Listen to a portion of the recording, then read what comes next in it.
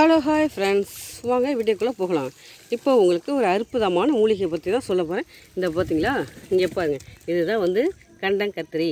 அதாவது கண்டங்கத்திரின்னு சொல்லுவாங்க. இந்த கண்டங்கத்திரி காய் இந்த பார்த்தீங்களா, காய் பாருங்கள், இங்கே பாருங்க காய். இந்த காயை குழம்பு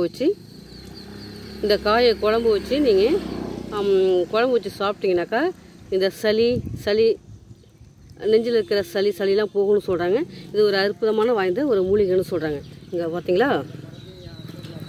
இங்கே பாருங்கள் காய், இங்கே பாருங்கள் இந்த செடி ஒரிஜினல் செடி வந்து பாருங்கள். உங்களுக்கு அப்படியே இருக்கிற இடத்துலேருந்து இந்த செடியை உங்களுக்கு நான் வீடியோ எடுத்து உங்களுக்கு காட்டுறேன். இந்த பாருங்கள் செடியில் பார்த்தீங்களா, இந்த பாருங்கள் காய், இங்கே பாருங்கள் இதுதான் கண்டங்கத்திரிக்காயோட காய்.